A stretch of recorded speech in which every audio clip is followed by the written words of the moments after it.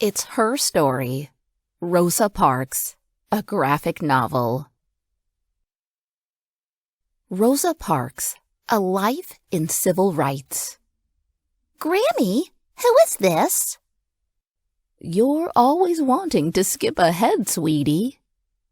This story is worth starting from the beginning. Let's go all the way back to 1913, when Rosa Louise Macaulay was born in Tuskegee, Alabama. Rosa's mother, Leona, was a teacher, and her father, James, was a carpenter. When Rosa was 2, she moved to Pine Level, Alabama, with her mother and baby brother Sylvester to live with her grandparents on a farm. Rosa was often sick as a child, and she was very small for her age. But that didn't stop her from working hard on the farm. Rosa found life on the farm happy and peaceful. Bait this hook for me, darlin'. Until one day in the fields, Rosa! Sylvester! Don't you know that it's dangerous to play with white children? Why? I'm just trying to protect our family. You see, there are people out there who don't like us because of the color of our skin, and they will use violence to try to scare us away. But why? In 1863, President Lincoln issued the Emancipation Proclamation, freeing many enslaved people in the Confederate States. This upset a lot of white people who didn't believe that black people should have equal rights. They wanted them to continue to be slaves. All persons held as slaves within designated states are, and henceforward, shall be free. Then, in 1865, the 13th Amendment abolished slavery everywhere in the United States. But, starting in 1870, laws were made to keep the races separate. If you were black, you couldn't sit next to the white people in the movie theater, or even shop in the same stores. This was called segregation. But what if they were married, like my mom and dad? That was against the law, and they could go to jail. If you were living in the South back then, you'd have to use the water fountain for colored folks, which is what they used to call people like you and me. And you'd have to go to the colored school, just like Rosa. Is that where I'll be going to school? Sorry, honey. In those days, white children would go to school for 9 months out of the year, while black children went to school for only 5 months. This was because many of the black children had to work in the fields, harvesting crops to help their families.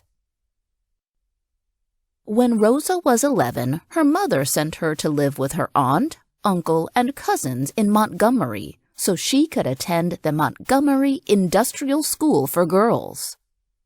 You'll get a good education there so you can become a teacher like me. Yes, ma'am. It was the first time Rosa ever had a white teacher. Do you know the answer, Miss Macaulay? Yes, ma'am. You teach at that colored school, don't you? Yes, I do, and I'm proud of it. Then you're not welcome here. It angered many people to see white teachers working in a black school. They thought white teachers should be teaching white children instead. Rosa was also bullied. Smash! That's not fair. How dare you! I'll have you thrown in jail. You shouldn't have pushed that boy, Rosa. But Aunt Fanny, I was standing up for myself.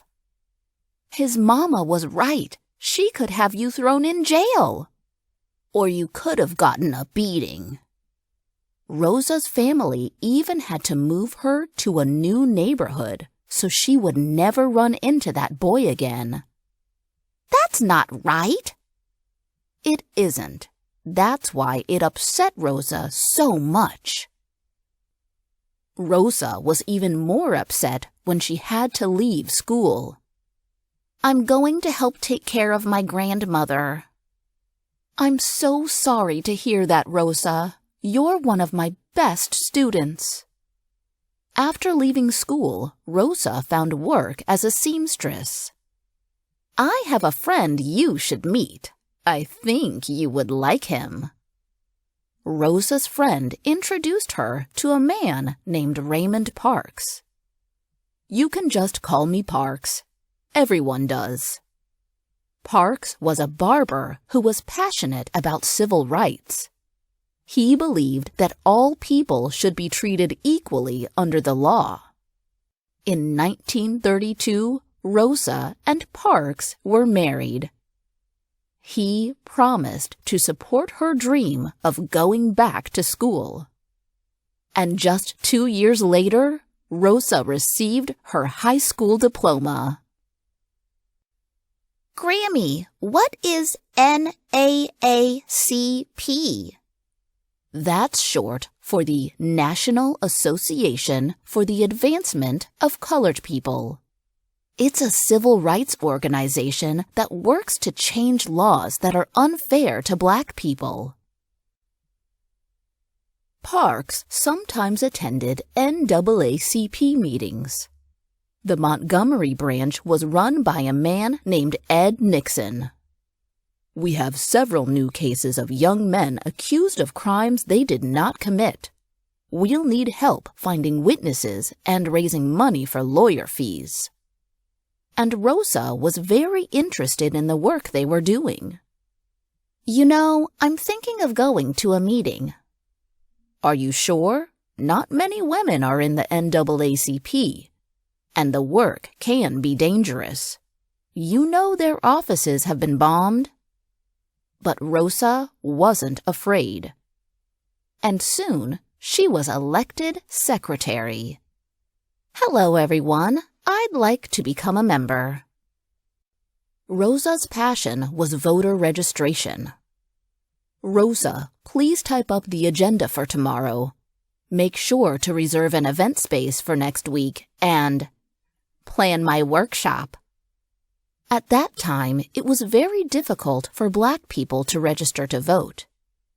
If we're going to change the world and make things better for this community, then we need to make sure we have the power to vote for our leaders and our laws. Black people had to take a difficult test in order to register, while white people did not. Mrs. Parks, I'm real worried about that test. That's why I'm here. I'm going to help you study. I'll be home late tonight, so you can go ahead and eat dinner without me. Another crazy day, huh? Shouldn't you be getting on home? Yes, sir. Just making sure this last stitch is perfect. Rosa didn't go right home after her busy workday. Instead, she met with people who needed help from the NAACP. Mrs. Lewis, I'm Mrs. Parks, and I'm from the NAACP. I heard about your case and wanted to see how I could help. In 1943, after another long and busy day, Rosa boarded the bus. The driver, James F. Blake, wanted all of his Black passengers to pay their fare in the front, get off the bus, and then reboard in the back. Hey, you get off the bus and use the back entrance. Why? I'm already back here in the colored section. You get off this bus now! So you can slam the door in my face and drive away? I'll never get on that man's bus ever again. In 1954, the Supreme Court ruled that segregation in schools was illegal. So, black and white children would start going to school together. In 1955, Rosa attended the Highlander Folk School, a training center for civil rights leaders. This week, we'll talk about how to help our schools with integration. Black students won't feel welcome in white schools. So, how do we help them prepare? For the first time in her life, Rosa worked side by side with white people to come up with ways to fight racism. What do you plan on doing once you return home? I want to work with the NAACP youth group, but I have to admit that I'm afraid. I'm afraid that what I do won't be enough. Rosa left Highlander Folk School feeling inspired by her teacher, Septima Clark. Be brave and do just one small thing to change your community. It will matter. Don't wait up! Here we go again. You seem to have a lot on your mind today. Oh, I'm just thinking about my to-do list for the NAACP. Busy, busy lady. Rosa did something important on this bus, right? That's right. On Tuesday, December 1st, 1955. That was the day that changed Rosa's life forever. The bus was starting to get really crowded. I'm gonna need those seats. Just then, Rosa realized that the bus driver was James F. Blake, the same driver who dragged her off the bus in 1943. Y'all better make it light on yourselves and let me have those seats. Are you going to stand up? No. Well, I'm going to have you arrested. You may do that. People always say that I didn't give up my seat because I was tired. But that isn't true. No, the only tired I was tired of giving in. Rosa Parks. Ed Nixon, the president of Rosa's NAACP chapter, heard the news of Rosa's arrest right away. Who was that? That was Raymond Parks. Rosa has just been arrested. Oh no, not Mrs. Parks. Why, she's been helping me study for the literacy test. I know, and she's been helping my granddaughter prepare for high school. We've heard about Mrs. Parks, and we wonder, is there anything we can do to help? Thank you. I'll be sure to let you know. Ed has just gotten her out of jail and has found a lawyer for her. Rosa's lawyer, Fred Gray, warned Rosa that she would be found guilty. You did break the law, but this law is wrong. Don't you agree? Yes, I do. Then we need to change it by filing a lawsuit. We need to do more than go to the courts. I'm going to talk to the newspapers and all of the community leaders. We need to make a change. First, Ed Nixon called Joanne Robinson from the Women's Political Council, an organization for Black women in Montgomery. Let's organize a boycott and encourage Black passengers to stay off the buses as a form of protest. It will hurt the bus companies to lose so much money. Then, Ed called every single Black minister in Montgomery to convince them to support the boycott. One of his biggest supporters was a young minister named Martin Luther King, Jr. I'll be sure to tell everyone at church. Martin Luther King Jr. was a rising star in the Black community. His energetic speeches inspired others to take action. Most of the Montgomery City bus riders are Black, and every single one of us is treated unfairly. It's time we fight back. Here's the plan. Walk, ride a bike, or take a taxi. Don't give the buses your money. They'll have to start treating us with respect if they want us to start riding the bus again. The boycott was set for Monday, December 5th, 1955, the same day Rosa went to court. She received no jail time, but she was ordered to pay a $14 fine. Rosa Louise Parks, you have been found guilty. We were expecting a guilty verdict and are prepared to file a lawsuit against the city and bus companies. We are more committed than ever to fighting these unfair laws. Mrs. Parks, what do you think of the bus boycott? How long will it last? We demanded that the city and bus companies hire Black drivers and end bus segregation, but they just laughed at us. Then we won't ride the buses until they take us seriously. We'll rent vans and be our own bus company.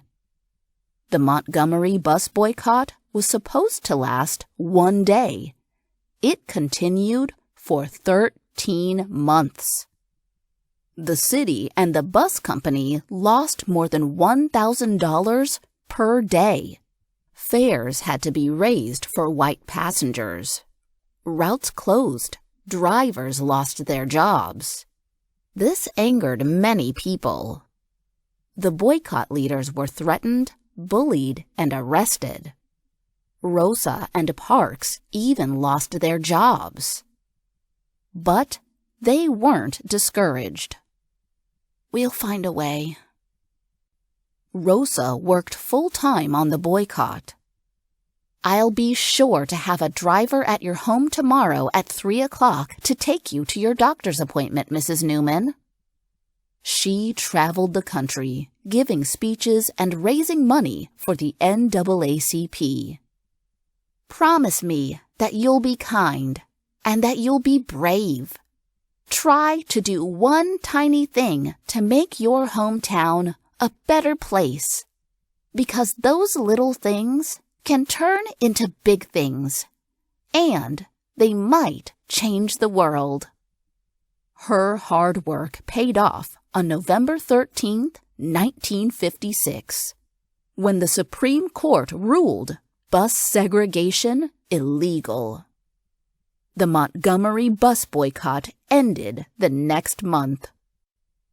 And on December 20th, 1956, Rosa got back on that bus. And you know what they called her after that? The mother of the civil rights movement. Rosa's simple act inspired others across the country. The rules say we don't serve coloreds at the counter. The rules need to change. Of course, not everyone likes change. After the boycott, some very angry people started threatening Rosa. I'm tired of the scary letters and phone calls. I think it's time we move north. In 1957, Rosa moved to Detroit near her brother Sylvester. You must be glad to put Montgomery and the boycott behind you. Sylvester, I'm not finished working yet. Excuse me, I'd like to volunteer for the campaign. Aren't you Rosa Parks? In the 1960s, Rosa started working for Congressperson Conyers. Hello there, I'm John. Is it true that Rosa Parks works here? Together, they fought for better working conditions for the poor, housing for the homeless, and increased voter registration. What do we have on the agenda for today, Mrs. Parks? And Rosa continued to fight for civil rights. We shall overcome. Rosa received hundreds of honors and awards for her courage, including a Congressional Gold Medal and the Presidential Medal of Freedom.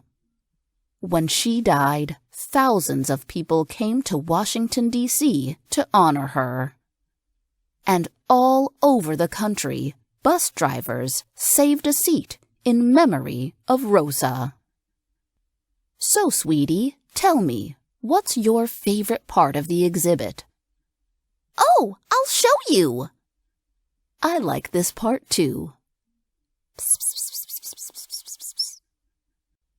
Can you tell me what you whispered to Rosa, or is it a secret? I promised her I would be kind, and I would be brave, and that I would try to do one tiny thing to change the world.